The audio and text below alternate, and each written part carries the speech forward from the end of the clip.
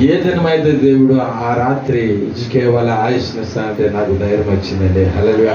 దేవుడు మరణం నుంచి కూడా లేపగలడని నాకు రేపిల్లారా ధైర్యం వచ్చింది. అందుకే ఎక్కడికి వెళ్ళినా నేను వాకింగ్ కన్నా నా సాక్ష్యాన్ని ముందు పంచుకున్న తర్వాత దేవుని వాక్యాన్ని చెప్తాను. రేపిల్లారా దినాన సజీవులుగా ఉన్నాయంటే కేవలం దేవుని కృప.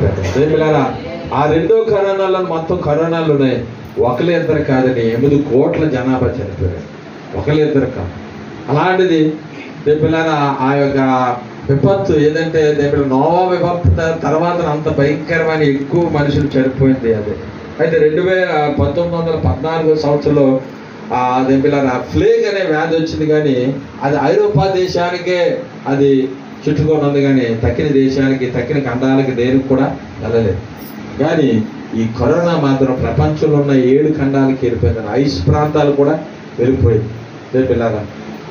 అయితే రేపిల్లారా మూడవ సాక్ష్యం ఏంటంటే ఈ మధ్యనే నా భార్యకి రేపిల్లారా బ్యాక్ బోన్లో సమస్య వచ్చింది. అయితే అది ఆ డిస్క్ తప్పిపోయిందంటే ఈ వరుసగా ఉన్నదానికి కొద్దిగా గ్యాప్ వచ్చి అందులో ఒక ఫ్లెష్ లాంటిది అంటే మాంసం లాంటి తయారై 4 నరాలని నొక్కేసినప్పుడు పాస్వామి గారు చాలా బాధపడ్డారు, ఇబ్బంది పడ్డారు.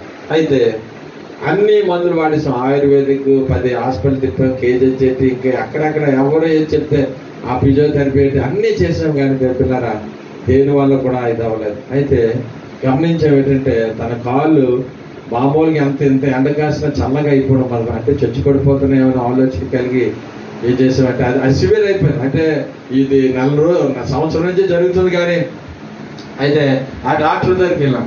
ఆ డాక్టర్ దగ్గరికి వెళ్తే 3 లక్షల రూపాయలు అవుతాయి. గుండె ఆగిపోయినట్టు. పిల్లరా సాధారణమైన వ్యక్తికి 3 లక్షల రూపాయలు అంటే చాలా కష్టం.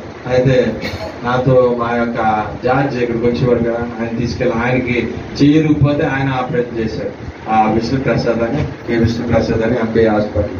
ఆయన మా మాయ గారికి ఏమీ లేదంటే పాస్టర్ గారు మామూలుగా అని చెప్తే అయితే ఇంకో 2 లక్షలు ఇవ్వండి అన్నాను. ఇంకో మాట ఏదని చెప్పంటే పిల్లగా దేవుడే కార్యం చేశాడంటే 1 లక్ష రూపాయలు అయితే దేవుడే సమకూర్చాడండి. పిల్లరా ఒకటి ధైర్యంగా నేను చెప్పగలను, గుండె మీద చేసి చెప్పగలను. పిల్లరా దేవునికి ఇస్తే ఖచ్చితంగా దేవుడు మన ఆపదలో కాపాడుతాడండి.